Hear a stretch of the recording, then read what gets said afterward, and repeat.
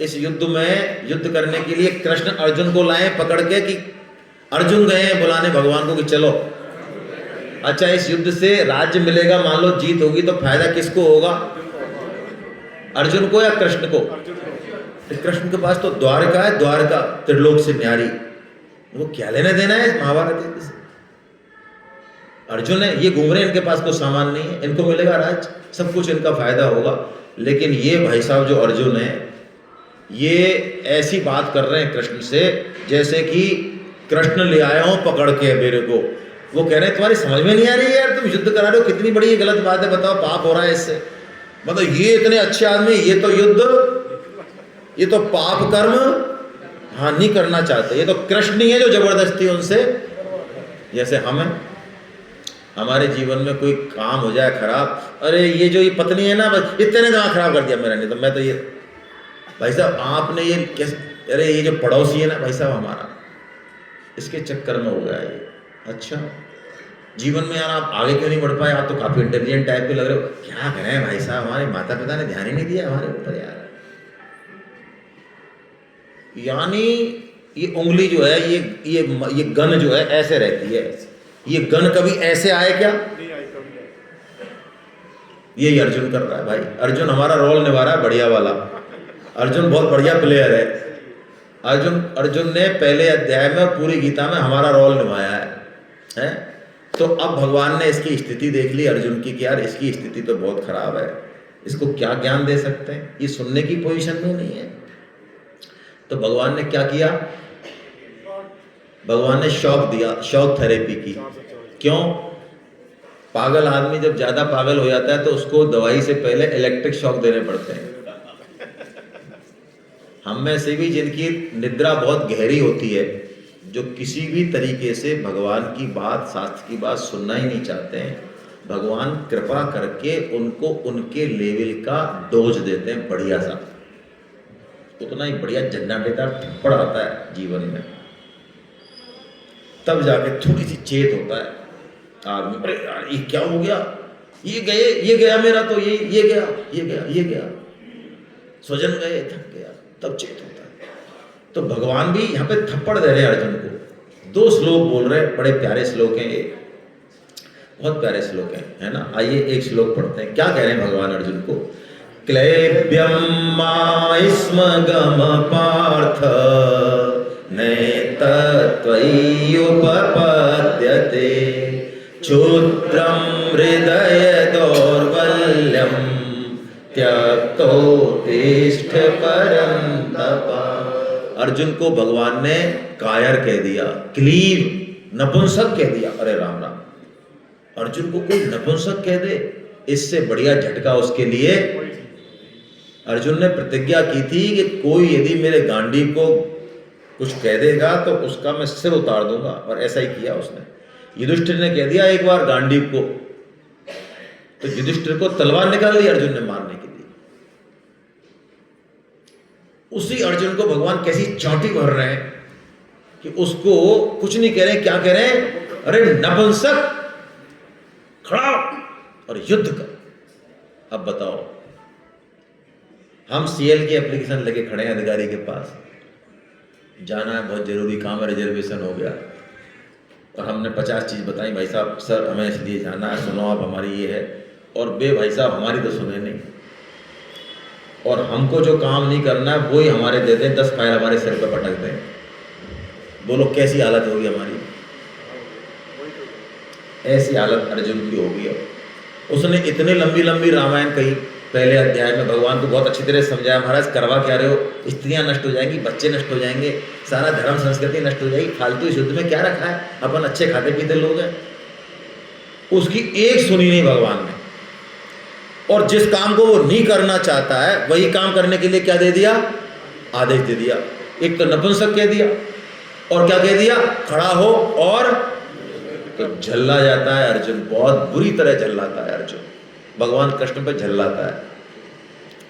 लेकिन झल्लाने के बाद ये श्लोक बोलता है अर्जुन, झल्ला तो जाता है, भगवान से कहता है तुम्हारे समझ में नहीं आ रही है क्या मैंने क्या कहा है? मैंने कितने युद्ध लड़े हैं, आपको तो खूब पता है। कृष्ण, केशव, लेकिन यहाँ किनसे युद्ध हो रहा है यार, ये तो चेक करो। भीष्म से युद्ध हो रहा है, द्रोण से युद्ध हो रहा है, घर वालों से युद्ध हो रहा है। आपको समझ ही नहीं आ रही बात? झल्लाता है बुरी तरीके से, लेकिन झल्लाने के बाद अर्जुन ये श्लोक बोल देता है, और ये श्लोक जब तक नहीं आएगा तब तक गीता स्टार्ट नहीं होगी। IIT में जाना है तो 12वीं पास करनी पड़ेगी। बिना इसके भगवान गीता नहीं बोलते। क्यों? गीता ऐसी चीज नहीं है, कोई भी गुरु भी हमको तब तक ज्ञान नहीं दे सकता जब तक हम इस स्टेज पे नहीं आए। यदि ऐसा नहीं होता तो सोचो, क्या गुरु नहीं हुए अब तक? ऐसे गुरु हुए जो करोड़ों लोगों का उद्धार करते, तो हमारा उद्धार कर दिया उन्होंने। क्या भगवान के अवतार नहीं हुए अब तक? क्या भगवान श्री राम जब हुए जब हम नहीं थे क्या? कृष्ण हुए जब हम नहीं थे क्या? बोलो हम थे या नहीं? अरे थे भाई, हम कभी मरते हैं क्या? चैतन्य महाप्रभु हुए जब नहीं थे क्या? हम थे, लेकिन हमारा कल्याण हो गया? हो गया? नहीं हुआ, तभी तो यहाँ है मानसरोवर में। कहीं को आते बताओ? हो जाता कल्याण तो क्यों आते हैं? हमारा नहीं हुआ, तो अभी भी हमारा कल्याण कौन करेगा? भगवान करेंगे? शास्त्र करेगा? नहीं। हाँ ये करेंगे, लेकिन कब? जब हम इस स्टेज पर आएंगे तब। क्या स्टेज है ये? क्या बात है? आइए श्लोक को पढ़ते हैं, जल्दी से समझते हैं श्लोक को। बहुत प्यारा श्लोक है ये भाई, बहुत प्यारा श्लोक है ये। श्लोक को जो जितना उतारेगा गीता उतनी जल्दी उसको प्रभाव दिखाएगी। एक दिन में भी दिखा सकती है, हाँ एक दिन में भी। और इस श्लोक को कोई नहीं उतारे तो काम करेगी गीता, बहुत धीरे धीरे करेगी।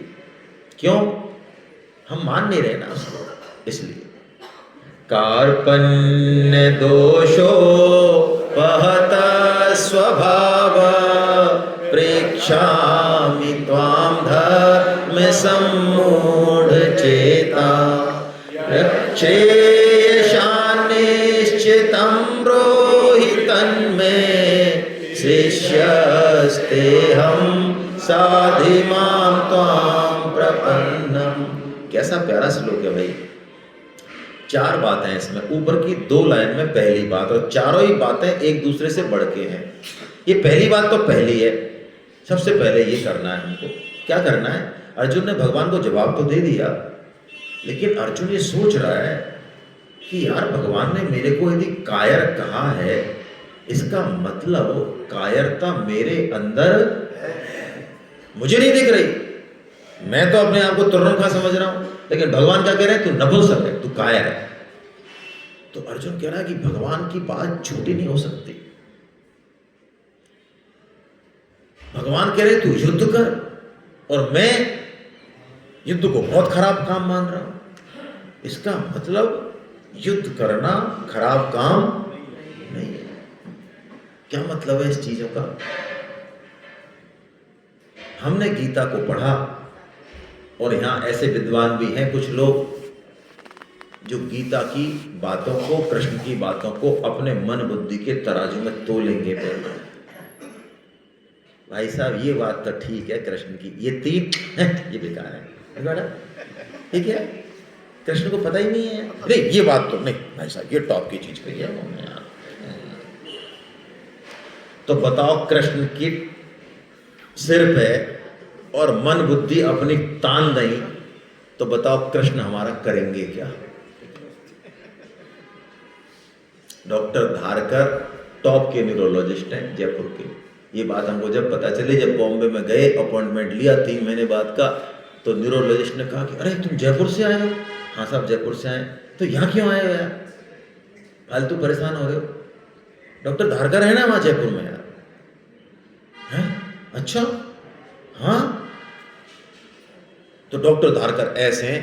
लेकिन पहली बात तो ये कि मैं अपने आप को बीमार मानूं ना, पहली बात तो ये। वो बीमारी मेरे, मैं नहीं मानता।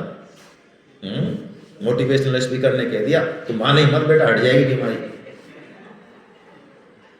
ऐसे भी हैं कई। और दूसरी बात, बीमारी मानूं, पता है मैं बीमार हूं, लेकिन डॉक्टर धारकर के पास जाऊं नहीं, और जाऊं तो बाकी पर्चा के अनुसार काम नहीं करूं, तो बोलो डॉक्टर धारकर मेरा कर क्या लेगा? मेरे सिर पे बैठ जाए जब क्या कर ले? तो कृष्ण गीता बोल दी कृष्ण ने, सारा विश्व उसको नमन कर रहा है, फायदा उठा रहा है। बड़े बड़े पॉलिटिशियन अर्थशास्त्री, बड़े बड़े वैज्ञानिक सब फायदा उठा रहे, स्टूडेंट सब उठा रहे, लेकिन मैं ना तो सुनूं और सुन लूं तो मानू नहीं, तो बोलो कृष्ण मेरा कर क्या लेंगे? आप समझ रहे बात? तो पहली बात क्या है? एक्सेप्टेंस। हाँ, मुझे गीता की जरूरत, ये 60 साल मैंने बिताए, मेरे दिमाग में तो मैंने बहुत टॉप बिताए।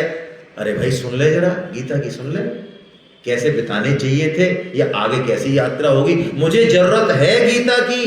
क्यों? मनुष्य हूं क्या? हाँ मनुष्य हूं तो जरूरत है। अधिकारी हूं, काला हूं, गोरा हूं, गरीब हूं, कोई लेना देना नहीं है। मनुष्य है क्या? हाँ मनुष्य हूं तो जरूरत है गीता की। नहीं, इसके बिना सब बेकार है। पहली ये एक्सेप्टेंस आनी चाहिए। दूसरी, अर्जुन कह रहे हैं यक्षेय, दो चीजें हैं, एक तो श्रेय है और एक प्रेय है। प्रेय कहते हैं अर्थ और काम को, और श्रेय कहते हैं धर्म और जीवन में अर्थ और काम जरूरी है, सूत्र है गीता का, लेकिन वो जीवन का चरम लक्ष्य नहीं है। जो उसी में ही पड़ा रह गया उसने महान पतन कर, हाँ वो सीढ़ी है, पार करनी है, लेकिन अर्जुन कह रहा है मुझे प्रेय नहीं चाहिए। अब प्रेय नहीं चाहिए, अब राज्य और वैभव ना बहुत भोग लिया, बहुत भोग लिया, अब नहीं, क्या चाहिए? श्रेय चाहिए मुझे। ओहो, तो चेक करें जरा अपने आप को। अब 50 साल, 60 साल, 70 साल, पुनः पुनः चरवती चरवनानाम। प्रहलाद जी स्तुति करते हैं भगवान की भागवतम में, तो कहते हैं प्रभु हम कैसे मूर्ख राज हैं, हम चबाए हुए कोई चबा रहे और अपने आप को बहुत बढ़िया है समझ रहे हैं। हम जिन भोगों में फंसे हुए हैं, स्त्री सुख में, पति सुख में, धन के सुख में, मान बढ़ाई के सुख में, इंद्रियों के भोगों में, ये हमने कितनी बार करे इस जीवन में? हजार हजार बार। और ये तो इस जीवन का हिसाब है, क्या करोड़ों जन्मों में करोड़ों बार नहीं किए? तो क्या तृप्ति हो गई? तो क्या आगे हो जाएगी? पुनः पुनः चरवती चरवनाना। प्रहलाद जी कहते हैं हम चबाए कोई चबा रहे हैं। जब कुत्ता हड्डी चबाता है, सूखी हड्डी ले आता है, थोड़ी देर बाद वो सूखी हड्डी उसके क्या छेद वो कर देती है, मसूड़े काट देती है, छिल जाती है स्किन, उसमें से खून निकलता है। कुत्ता कहता है भाई साहब बहुत बढ़िया हड्डी एकदम, मजा आ रहा है। सामने वाला कह रहा है सूखी है, तू बावड़ा है यार, हम तो जब, अरे हमारे तो मुंह में है यार, फालतू की बात करता है। शास्त्र कह रहा है ये है जीवन का नक्शा, पति पत्नी का सुख का, अरे फिर फालतू की बात यार, हम तो भाई साहब 50 साल से देख रहे हैं ना यार, हम तेरी कैसे मान लें? ये क्या हमारी इच्छा श्रेय की हो गई है या अभी भी प्रेय चाहिए? अर्जुन की इच्छा श्रेय की हो गई, इसलिए गीता सबसे विलक्षण ग्रंथ है, सबसे विलक्षण। गीता में केवल और केवल श्रेय की चर्चा है, सारे ग्रंथों में, वेद को मिला के। वहां पे ऐसा पोर्शन भी बहुत है जिसकी हमें जरूरत नहीं है, लेकिन बताया वहां पे किसी कारण से बताया, लेकिन गीता में केवल टारगेट की चर्चा है। ये दूसरी बात। तीसरी बात, अर्जुन शिष्य बन जाते हैं। ये बहुत बड़ी समस्या है, अब तक जो हम नहीं ठीक से चल पा रहे हैं, इसका ये भी एक प्रमुख कारण है कि हम शिष्य नहीं बन पाते। हमारे घर में ही एक से एक विभूति हो सकती है, विराजमान हो, समाज में हो, लेकिन हमारे अंदर शिष्यत्व नहीं। हम किसी को अपने से बड़ा मानने को तैयार नहीं है। कोई छोटा है, ये छोटा है, कोई ये तो है ही नहीं, ये तो बाबू है, हम अफसर हैं। यानी हमारे अंदर हम गुरु तो ढूंढते हैं, लेकिन शिष्य का कुछ पता नहीं। जब तक शिष्यत्व नहीं होगा तब तक गुरुत्व प्रकट ही नहीं होगा। और शिष्यत्व जिस दिन हो गया, आप हिमालय की गुफा में बैठ जाओ, वहां पर गुरु प्रकट हो जाएगा। ये सिद्धांत है। आप अपने घर में बैठे रहो, कहीं जाने की जरूरत नहीं है। माता और बहनों को तो ज्यादा घूमना भी नहीं चाहिए, सत्संग के हिसाब से भी नहीं जाना चाहिए। स्वामी जी का ये कहना है। आप अपना धर्म पालन कीजिए और शिष्यत्व पैदा कीजिए अंदर, यानी जिस क्लास में है उस क्लास को ठीक से कीजिए, अपने आप एडमिशन मिलेगा आगे की क्लास में। परिस्थिति के रूप में, वस्तु के रूप में गुरु आ जाएगा, कहीं से भी चीज मिल जाएगी आपको। अरे समस्या का समाधान हो जाए, करके देखो, नहीं हो तो बताना। 86 साल हो गए, 86 साल, 86 ईयर। अर्जुन और कृष्ण साथ साथ है, साथ साथ। आज तक भगवान ने उपदेश नहीं दिया। क्या कृष्ण जानते नहीं थे, पहले भूल गए थे कि आज याद करके आए घर से श्लोक? क्यों नहीं दिया? क्योंकि अर्जुन में शिष्यत्व नहीं था, ड्राइवर में गुरु देख लेना। आप क्या समझते हो ये कोई छोटी मोटी चीज है? क्या हम देख सकते हैं? हमारे आसपास घर में नहीं देख सकते। हम कहते हैं अच्छा तो बेटा प्रमाण बता। ये अर्जुन है जो अपने ड्राइवर में, अपने सखा में शिष्य देख लेते हैं, कहते हैं मैं आपका शिष्य। वास तो जैसे ही शिष्य होते हैं तो गुरु से धारा बहती है ज्ञान की। गुरु की हिम्मत नहीं है धारा बहा दे।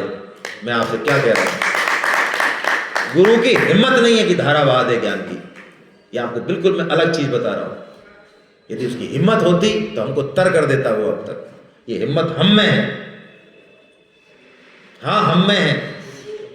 हम तैयार होंगे तो गुरु से तो ज्ञान तैयार ही खड़ा है, ऑटोमेटिक आएगा, ऑटोमेटिक। शास्त्र को आप मान लो, शास्त्र के इस गीता को मान लो, छोड़ो आप गुरु छोड़ो, गीता को मान लो गुरु।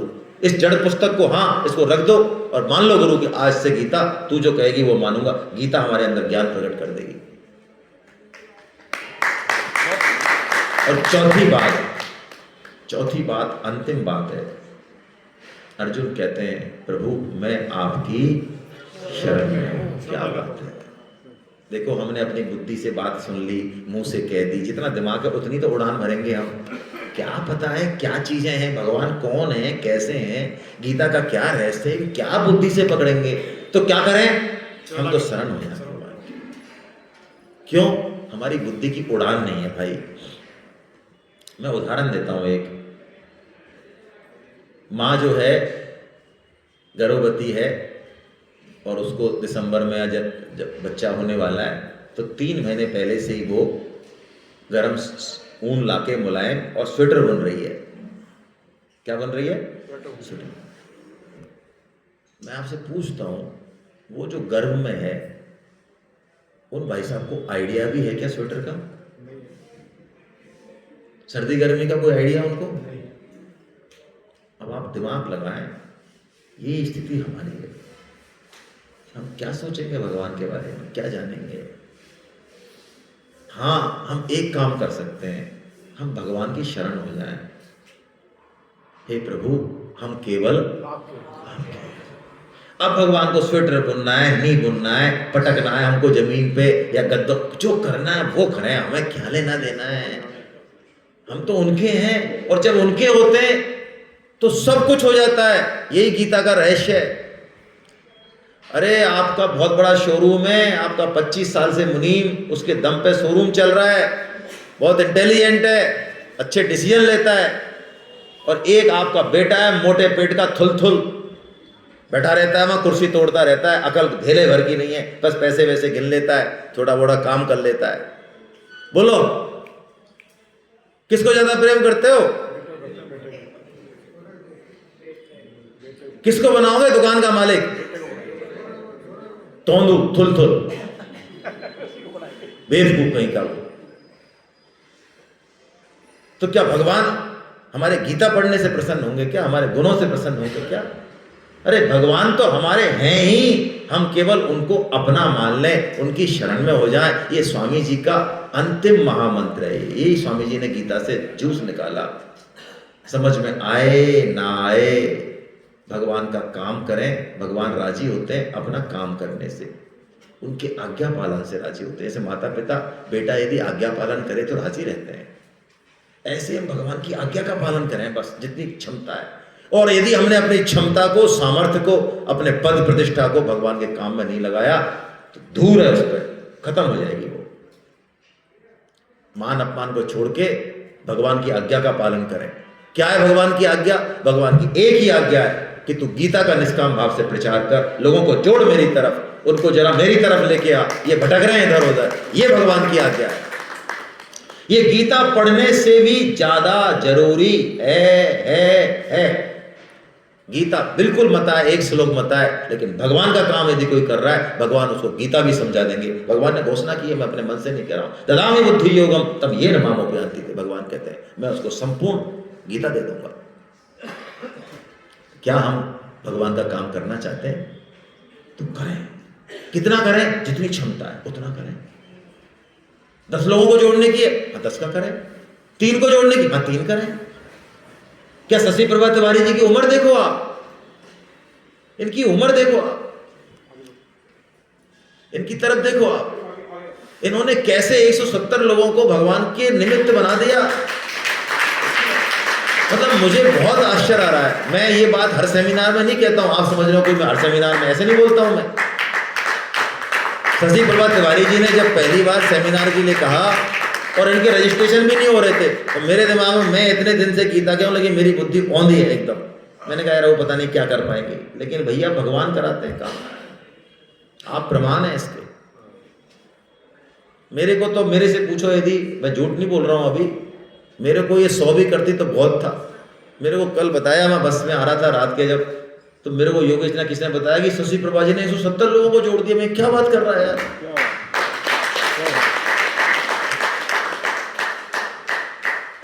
और मैं आपको बताऊं, ये सबसे बढ़िया गिफ्ट है जो आप अपनों को देने वाले हैं। बिल्कुल लिख के रख लें आप इसको। यदि आप अपने पोते को, अपने बेटे को, अपनी बेटी को, अपने पति को, अपनी पत्नी को, अपने भाई को, अपने रिश्तेदारों को यदि ये गीता दे रहे हैं, मैं आपको चैलेंज के साथ कह रहा हूं, मोदी जी ने तो जो कह दिया मुझे नहीं पता, ये जिंदगी में जो आपने अब तक दिया, उसको एजुकेशन दी, मकान दिया, जो दिया, मैं कह रहा हूं उसके ऊपर है ये मंत्र। और आप ये महसूस कर लेना।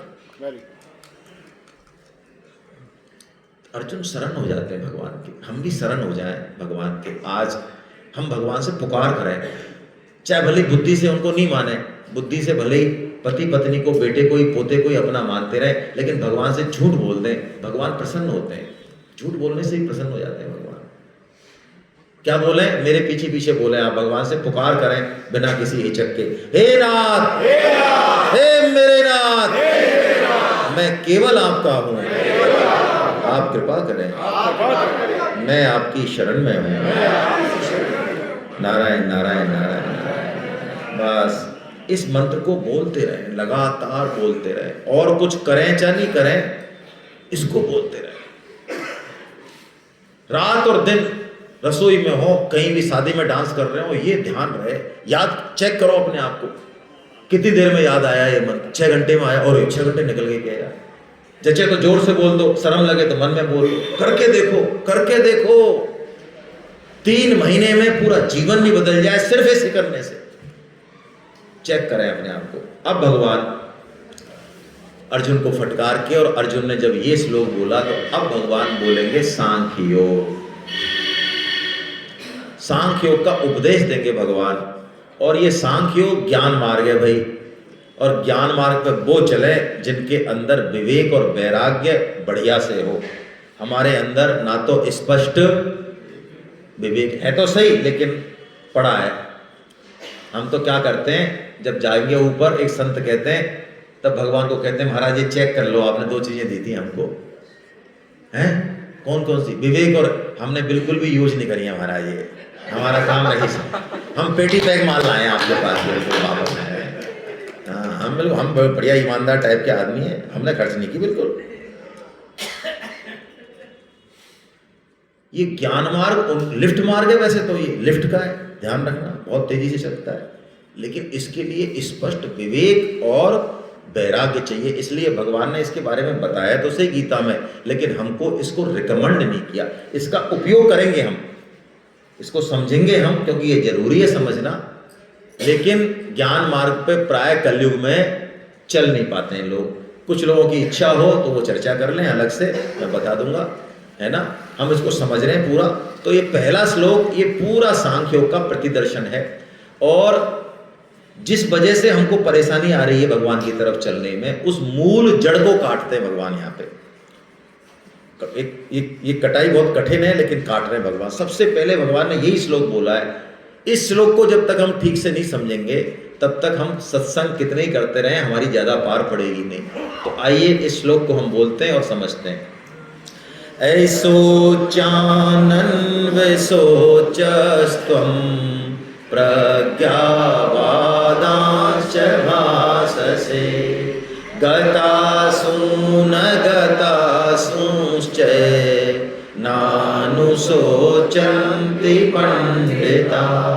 ऐशोचानन में शोचष्टम। भगवान कह रहे हैं अर्जुन तूने जिसके लिए शोक नहीं करना चाहिए उसके लिए तो तूने शोक किया है, और तू बातें कर रहा है पंडितों की सी यार, ऊंची ऊंची बात कर रहा है तू। हालांकि तुझे ये पता नहीं है कि पंडित कहते किसे हैं, पंडित की परिभाषा क्या, ये तुझे होश नहीं है। ये भगवान किससे कह रहे हैं? हमसे कह रहे हैं। किससे कह रहे हैं? हमसे कह रहे हैं, है ना, अर्जुन के माध्यम से हमसे कह रहे हैं। क्या कह रहे हैं भगवान? पंडित वो है जिसमें पंडा नाम की बुद्धि हो। पंडा है विवेक, सत असत को भेद करने वाली बुद्धि, जो ये जानती है कि ये सत्य है और ये असत्य है। क्या हम नहीं जानते कि शरीर असत्य है, मतलब जाएगा एक दिन, बदल रहा है लगातार? क्या नहीं जानते? खूब जानते हैं ना। इसके लिए तो ऐसा तो नहीं कि गीता से रजिस्ट्रेशन कराया तो ही जाने, जानते हैं ना। फिर भी हमको शरीर के जाने के बाद दुख होता है, या शरीर में कोई पीड़ा होती है तो दुख होता है, तो हमने क्या जाना फिर? मैं एक एग्जाम्पल देता हूँ समझने के लिए कि हमने सुबह जलेबी खाई, और जलेबी जो है हमारे गिरधारी लाल जी ने भी खाई, और गिरधारी लाल जी जलेबी खाते रोने लगे बुरी तरह से। तो उनके जानने वाले लोग पहुंचे, अरे गिरधारी लाल जी क्यों रो रहे हो आप, जलेबी खा रहे हो रो रहे हो? कि जलेबी मीठी लग रही है भाई साहब, इसलिए रो रहे हैं। मीठी लग रही है? बावड़े हो गए, जलेबी तो मीठी होती है। तो यही तो कृष्ण कह रहे हैं, ये शरीर तो मरणशील है, तो ये मर जाए तो दुख की बात है, तो अनहोनी हो गई क्या? हाँ, दुख की बात ये जरूर है कि उस शरीर का जो उद्देश्य था, उसका जो सदुपयोग था, वो हुआ या ये दुख की बात है, तब तो रोने की बात है। दशरथ जी जब जाते हैं तो भरत जब रोते हैं तो वशिष्ठ जी मना कर देते हैं उनको, नो नो रो मत, दशरथ जी की मृत्यु पर रो रहे हो तो। अरे दशरथ जी जिसके पुत्र बन के श्री राम आए हैं, जिन्हों जिए तो भगवान श्री राम के लिए और उन्होंने प्राण छोड़े तो भगवान के लिए, ऐसी मृत्यु तो दुर्लभ है, अत्यंत देवताओं ऋषियों को नहीं मिलती, उनके लिए तुम रो। दशरथ जी कैसे होंगे? जब तक प्राण रखे तब तक सुमंत्र वापस नहीं आए। सुमंत्र को कहा इनको 2-4 दिन ऐसे ही थोड़ा टूरिज्म करा के घुमा के बन, ऐसे घोड़े घुमा घुमा के ले आना है वापस। ये परवाह नहीं है रघुवंश के, लेकिन ये परवाह नहीं कि मेरा वचन टूटेगा। देखो आप, राम में कितना प्रेम है उनका, कितनी आसक्ति है। और जब सुमंत्र ने कह दिया कि नहीं अब राम नहीं आएंगे, राम राम कही और राम राम कही राम, तनु परिहरि रघुबर बिरह, राहु गयो सुरधाम। ये परम सिद्धि है जीवन की। यदि हमको अंत समय में भगवान का नाम याद आ गया, स्मरण आ गया, तो गढ़ जीत लिया हमने। अब कुछ नहीं करना जीवन में। सबसे बड़ा काम है तो यही है, गीता बताएगी 8वें अध्याय में, कि अंत समय में हमको भगवान का, लेकिन हमने अपने आप को शरीर मान रखा है। हम शरीर नहीं है, हम मरने वाले नहीं हैं। जो बदल रहा है, जो मर रहा है, वो हम नहीं हैं। जो मरने वाले को और बदलने वाले को देख रहा है फिर भी खुद नहीं बदल रहा, वो है हम। बोलो, इस शरीर को हमने बचपन में देखा? अरे देखा कि नहीं देखा? जवानी में देखा, अब बुढ़ापे तक ले आए तो बदल गया ना, ये बदल गया ना। पहले 2 किलो का था, 4 किलो का था, गोरा था, ऐसा था, अब ऐसा हो गया। बोलो, इतने बदलाव हम देखें ना, तो जो देख रहा है क्या वो भी बदल रहा है क्या? वो नहीं बदल रहा। यदि वो बदल जाता तो देखता कौन? वही है हम। ये सांख्य हो गए। ये जागृति रहे हमेशा कि इस शरीर नहीं है हम, शरीर को जानने वाले हैं हम। इस शरीर को प्यास लग रही है, भूख लग रही है, बड़ा हो रहा है, बीमार हो रहा है, बुद्धिमान है। इस शरीर के बीमार होने से मैं बीमार नहीं होता हूं, इस शरीर के बुद्धिमान होने से मैं बुद्धिमान नहीं होता हूं। इस शरीर को भूख प्यास लगती है, मेरे को नहीं लगती बिल्कुल। ठीक है, शरीर मैंने अपने को मान रखा है, इसलिए शरीर के मरने से मैं अपना मरना मानता हूं, लेकिन वास्तव में शरीर में और मेरे में कोई संबंध नहीं। ऐसे मैंने पता नहीं कितने शरीर ले लिए और छोड़ दिए, और ये शरीर भी छूट ही रहा है, लगातार छूट रहा है। एक एक सेकंड के 1000 हिस्से भी करो तो ये शरीर बदल रहा है, छूट रहा है। एक दिन आएगा जब ये छूट जाएगा। ये जिसको अनुभव में आने लगे, जागृति रहे, वो सांख्य हो गए। भगवान ने बस ये सांख्य कहा, और इसके लिए भगवान ने एक सूत्र बताया। ये समझ में आए बात, इसके लिए एक सूत्र दिया भगवान ने। अगले श्लोक में भगवान ने कहा, सुख और दुख ये दोनों आने जाने, इनमें फंसे मत अर्जुन। सुख के पीछे दुख खड़ा है और दुख के पीछे सुख खड़ा है, उस पर नजर बना के रख। रबड़ी खा रहा है, ठीक है रबड़ी खा रहा है, लेकिन घुल-मिल मत जा उसमें। तू रबड़ी खा रहा है, स्वाद आ रहा है, जागृति रहे। जीवन में दुख आए सुख आए, हम उस सुख दुख को भोगने वाले नहीं है, उसके दृष्टा है। तो क्या करें? सुख में रमन नहीं करें, दुख में परेशान नहीं हो। क्यों? सुख और दुख अपने आप आते हैं, ये प्रारब्ध से आते हैं। बोलो हमारे जीवन में आए कि नहीं आए? आपने सुख को निमंत्रण भेजा क्या? फिर भी आ गया। अच्छा, आपके घर में मान लो साल भर सुख रहे, तो आप उससे कभी कहते हो कि भाई साहब अब पड़ोसी चले जाओ, हमारे साल भर हो गया है? नहीं कहते ना? चला जाता है, फिर भी चला जाता है। अच्छा, दुख आ जाता है, उसको बुलाते हो क्या? आओ भाई साहब कभी हमारे भी तो आओ, 15-20 साल है, फिर भी आ जाता है। इसका मतलब सुख और दुख आने जाने वाले हैं। जो इनमें फंसेगा ना, वो आगे अध्यात्म में प्रगति नहीं कर सकता। भगवान कृष्ण ने एक मंत्र दिया, ये ऐसा मंत्र है जीवन को बहुत अलग बदल देगा। नीचे की लाइन का पहला चरण, आगम पाइनो अनित्य, आगम पाइनो अनित्य तांस तितिक्षस्व भारत। भगवान मंत्र दे रहे हैं, आगम पाइनो मतलब ये सुख और दुख आने और तितिक्षा। तू जीवन में तितिक्षा डेवलप कर अर्जुन। तितिक्षा मतलब सहन करना, धर्मयुक्त न्याययुक्त सुख दुख को सहन करना, सुख को भी सहन करना। हेलो, जो सुख को सहन करेगा वही दुख को भी सहन कर सकता है। ये सूत्र है। सुख को सहन करना क्या मतलब इसका? सुख को कैसे सहन करें यार? सुख को तो हम कर लेते हैं, आराम से मौज में रहते हैं ना भाई। सुख में हमारे हाथ पैर विचार बुद्धि जमीन पर टिके रहें, ये कॉलर जरा ऐसे नहीं आए। लोगों से बात करते समय, रिश्तेदारों से बात करते समय समझ में आ जाए कि ये जो पोजीशन चल रही है इसके पीछे खड़ा है दुख। ये भी चला जाएगा, वो भी दुख आए जीवन में, सब विरोध में हो जाए, कोई बात नहीं, उस समय भी भगवान कृष्ण का सहारा लेके खड़ा रहे एकदम। आपने कोई गलती नहीं की, लेकिन घोर अपमान हो रहा है, क्या करें? कोई सुनने वाला नहीं, कोई बात नहीं, करो युद्ध, युद्ध तो करना है, लेकिन आसरा कृष्ण का रखें। बीतेगा, हाँ बीतेगा, ये भी बीतेगा। रात के बाद दिन आएगा भाई। ये भगवान सूत्र दे रहे हैं, बहुत प्यारा सूत्र है। भगवान ने इसके बाद एक मंत्र दिया, ये लास्ट श्लोक है इस सेशन का। भगवान ने एक मंत्र दिया हमको कि अब हम जीवन में प्रवृत्त कैसे हों, काम कैसे करें, नौकरी कैसे करें, बिजनेस कैसे करें, सेवा कैसे करें, परोपकार भी करना है तो कैसे करें। परोपकार करना है, मैं परोपकार की जो बुराई कर रहा हूं वो परोपकार की नहीं कर रहा हूं, वो परोपकार के पीछे के भाव की बुराई कर रहा हूं। परोपकार पतन नहीं करेगा, लेकिन हम 99.99% जिस तरह से परोपकार करते हैं, सत्कर्म करते हैं, वो भाव हमारा पतन करता है।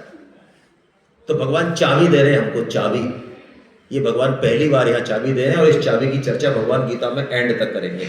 इतनी प्यारी चाबी है। तो आइए जल्दी से हम श्लोक पढ़ते हैं और जो है देखते हैं क्या भगवान ने दिया है। सुख दुख के समय कृत्वा लाभा लाभो जया जयो ततो युद्धाय युज्यस्व नैवं पापमवाप्स्यसि।